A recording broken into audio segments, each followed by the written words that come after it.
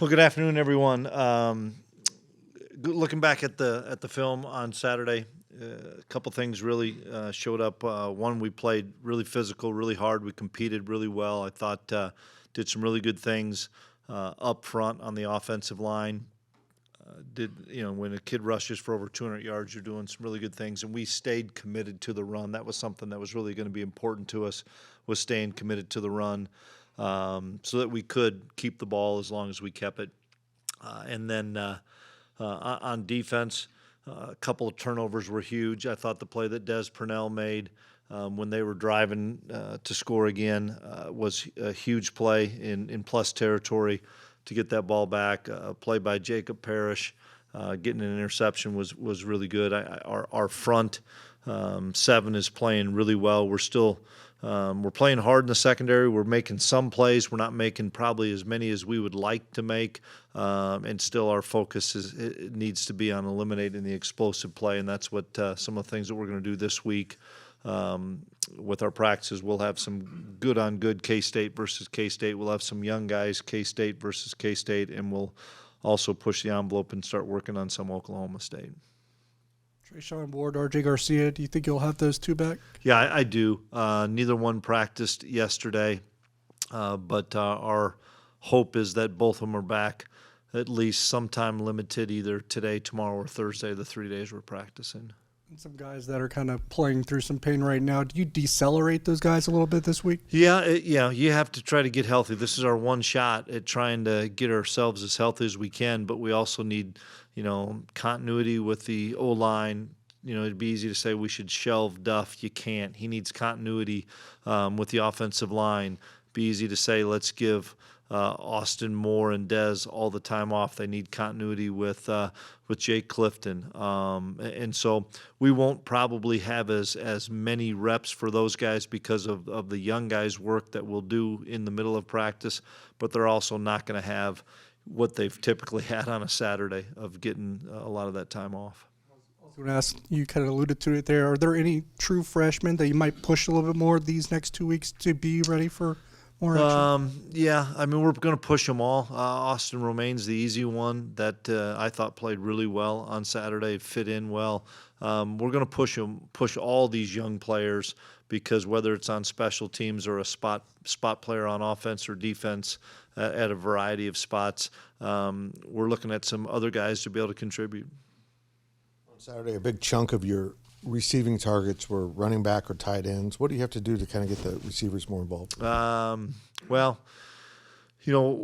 the defense has given us is part of it because we do have some talented tight ends, and we've probably spread the ball around to all positions pretty well this year throughout. I think we've got to continue to find some things, whether it's out of motions or stacks and packs or condensed splits, to try to get a little bit more easier free releases on things, as well as maybe try to get some easy throws. We thought we had some easy throws that maybe we played the other side rather than playing that side. But I've got confidence in our receivers. It didn't help not having RJ. I still think Jaden's playing really well. We just got to make sure that he stays healthy. Phillip's playing really well. We've got to get RJ and Keegan back healthy. And finally, what level of capacity are you at? How much better can you get?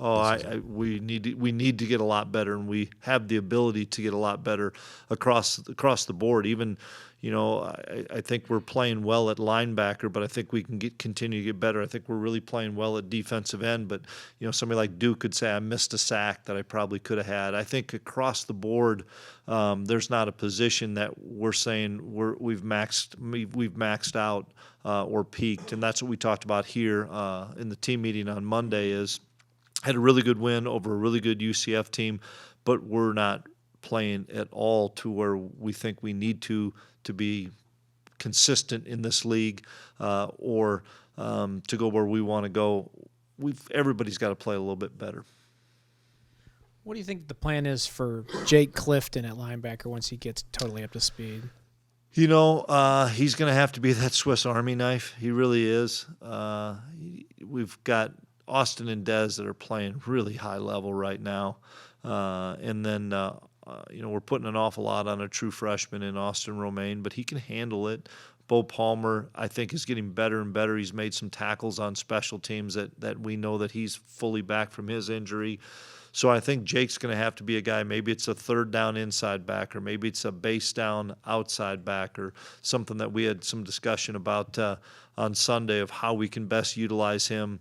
We're fortunate because he's kind of like Cooper Beebe on offense. He can play multiple spots, and he's probably going to play as much as Dez and Austin, but he might be playing all three positions. If all goes well this week, could Keegan be back? Well, where we you hope want him? so. That's the hope and that's the plan. We'd say that with Keegan, and we'd say that with RJ. RJ got nicked up in the middle of the week. It wasn't a game injury, and he thought he could go. We warmed him up, and he just couldn't go as he needed to or wanted to. So rather than risking anything, we sat him down and used Keegan, used Seth a little bit more, but we need all those guys back. What's the main thing you stress as a defensive coach when it comes to shutting down explosive plays? Eyes and technique. We're capable, fully capable. We've got good enough players back there. You can't fall asleep with your technique. You can't fall asleep with your eyes. You can't assume you see something. You truly have to see it. And sometimes, it's maybe a split-second lack of focus on an O-line or D-lineman, you might give up a tackle for loss. Split second on a secondary or a wide receiver, it probably goes the other way for a pick, or it goes for a big play. And they're all correctable errors. That's the thing over the last couple of weeks. They're all correctable errors now. For us, we just have to be able to correct them because I think we have a chance to be a really good defense. I think we are a really good rush defense. We've just got to complement that now by eliminating the explosives in the pass game. One more, sorry, but when you look back at the box score and see that DJ gets 30 carries, 10 targets, is there any part of you that says maybe that's a little too much? Probably, but I did not realize that at the time either, that he was getting that much. But I didn't realize – I knew we had time of possession. I didn't realize we had 20-some more plays than they did, because sometimes when you're giving up big plays like we were, you feel like you're out there forever, but you're really, in reality, you're not. But I think it was good for us to see that he could handle that. He was fine. He was a little bit sore, but he felt great on Monday. But getting Trayshawn back, the other one is Anthony Frias did some good things. We were excited about Anthony, and Anthony just needs repetition more in practice so that he has confidence and we have confidence in the game. He made a couple of really good plays, made a really nice run, made a great catch. You hope you don't have to have that because that's hard for DJ, even though he's a bigger back, to have that much load week in and week out. Does a bye week give you allow you the opportunity to review protocols with, I think you played with 10 at Missouri on one play, that having 2 8s on the field at the same time? Yeah, you shouldn't have to have a bye week to do those things. That's normal football. That's an error on our part as coaches. That we talk about how we clean those things up. For us, a bye week is continuing to develop guys. That's our number one thing. We're going to always be a developmental program. That's why you see a guy like Des Purnell playing at a high level like he is now, is because he took advantage of those situations.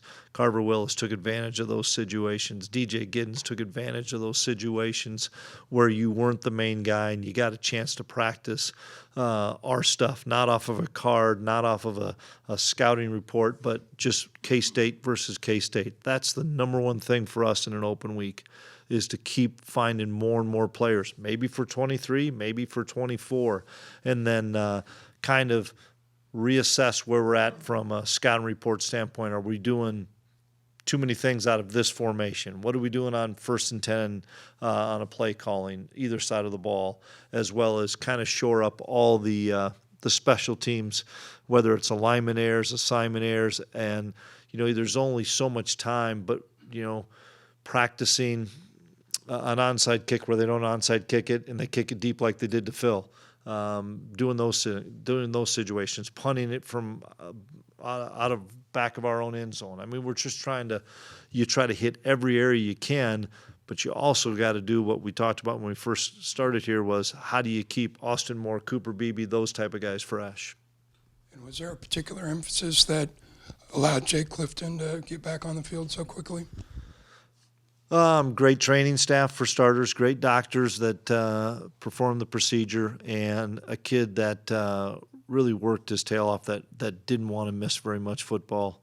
And my hat's off to our docs and our athletic trainers and to Jake, because they can put everything out there as protocols, but that kid worked his butt off, and he didn't want – we assumed it was going to be Oklahoma State after the bye week, but with the things that he did and the things that Mindy and her staff did with him, she came to me on Wednesday and said, there's a chance this kid can give you a few snaps. And lo and behold, he gave us a handful of snaps that were really good, as well as some special teams ones. 36 tackles for loss in 4 games is an incredible pace. Yep. Even a number of that size. You know you have some dudes, right? Yep. But is that still a surprising number? It is. It's great. We talked about that. Coach Klieman did with the defensive staff that we're on pace to really be disruptive. And whether it's sacks, whether it's pressures on quarterbacks, to tackles for loss, we have disruptive guys up front. But you can't have all those great things happen and then give up explosives afterwards. So they have to be hand in hand as far as if we can continue to do those things. Because last year we weren't doing those things. We had a lot more 3rd and 3s and 2nd and 4s, and now we're into right now 2nd and longs and some 3rd and long, but you still can't give up the big plays after that. But, it's a little bit of what we're doing on some changes defensively to be more aggressive, and the fact that you hit it on the head. We got some really good players up front. And you've said in past seasons you would like to see more stops on 3rd down, of course, but how have you felt about defense on 3rd down and offense converting 3rd downs? We've been good. We've been really good on 3rd down right now, especially on offensively staying on the field. That's how you win the time of possession battle. And on defense, I know that we're always striving to be better. You can't give up a 3rd and 20 like we did, but we're winning on some 3rd downs. We're winning on some 4th downs. I think the one thing that we talked about early in the season, and it has to continue for us, is our red zone efficiency on offense. We're getting touchdowns in the red zone and not having to settle for as many field goals, and that's really good play calling by Colin and the design of things, as well as having an experienced quarterback that knows where to get the football to. After getting to kind of look at the film from last game, special teams wise, what's kind of your overall view, and then what kind of do you want to hone in on during the next week? Everything we've got to hone in on. We've been good, and we weren't as good on Saturday. And you can look at 2 easy things. We can't miss a short field goal, can't miss a PAT. Those are things that I believe are correctable. What makes it worse on the special teams, in my mind, is we had 2 major penalties that you can't have. We have really good field position. That was a team that was going to rugby punt, roll the punter out. It's going to be hard to get a return. It's going to be even harder to get a block. So you have to get possession, get what you can get, and get the offense on the field. Well, we do that and get a nice return by Phil, but we have a holding penalty, so it gets us pushed back. We have a decent return by Seth in the kick return game where we're going to start it around the 30-yard line, and instead we're starting at the 12 because we have – those are the things that we have to avoid, absolutely have to avoid. Now, on the positive side of things, we challenged Jack Bloomer. Luckily, we only punted it once. They had a great design and scheme to try to decoy everybody to one side and have somebody that wasn't aligned outside but was lined in the core loop back around, be the only guy to get the ball, and essentially it could be a one-on-one or a one-on-0. But the old crafty veteran, Randon Plattner, figured it all out and went down there. And by the time, because Jack punted it so well, the kid had to go way back and field it on the roll. So by that time, we had probably had enough people over there to be able to at least stop it from being a huge, huge play. But Randon, he told me that's his second big-time tackle here. that I had forgotten about one, because I said it was a great first tackle you had, and he goes, whoa, whoa, whoa, whoa, Coach. I had a big one against Iowa State last year, and so I'll have to go back and look at that. But he made a great play, and it started with the punt that Jack had, but that was a huge play. So we got to get better on special teams for sure from what we did Saturday. But overall, collectively, we've been pretty good. But when you have a special play like that, I want to make sure it gets noticed. So does Randon. What's the biggest thing you want Will to focus on in this? Not this week? forcing it. There were some throws that it's easy to say that when we're sitting here on a Tuesday, or I'm standing on the sidelines, or you guys are in the press box, and there's not kids flying at you of, man, you could have played that side and you end up choosing to play this side.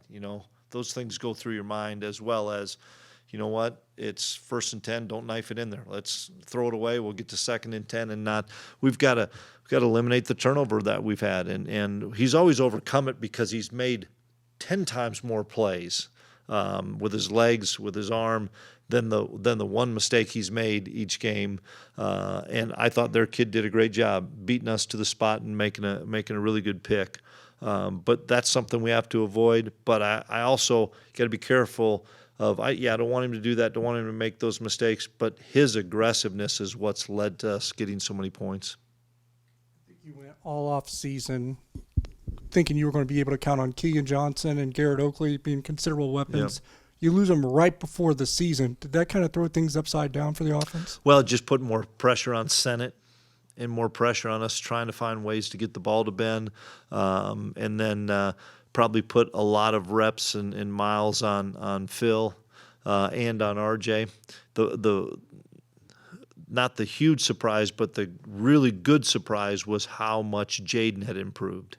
And Jaden Jackson's a really good receiver, so that we were probably able to find Jaden when Keegan got hurt. Getting Oakley back will help us, because he's and he was probably 85% on Saturday.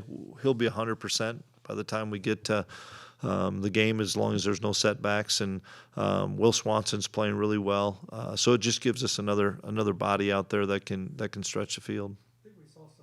Flashes from Oakley. What is that ceiling of potential, since we haven't seen a lot of them yet? Yeah, it's really good. It's a guy that can really run. He's physical at the point of attack.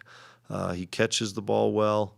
He's just learning our offense. He's a redshirt freshman that missed a good chunk of time during fall camp, and that's difficult to be able to get all those reps back just in the month of September. But we're hoping that there's a week or these 2 weeks for him where he needs all the reps. Now that he's back healthy, we've got to get him out there. You talked about Christian Duffy needing work with the ones, but how would you assess his first game back? Did you feel like there was a lot of rust, or did he? There was a little bit of rust, but he's another guy that's played so much football that he was able to overcome some things because he just understands how an alignment is. What a picture looks like, that he can anticipate some things. Duff played more plays than we thought he probably would, but once again, we had 80 plays plus, so he was going to probably have more than that 25 or 30 we wanted him to have. Him getting over that soreness, him getting over that first game of, I'm okay, I'm back. Now he's got 2 weeks to continue to build the strength in his legs so that he can be the Christian Duffy of old. You feel like he came through that in pretty good shape? He did. Yep. He'll practice today. He goes, I was sore because it was just like the first fall camp practice that you have because of all the contact that you get. But he'll practice today and be ready to roll.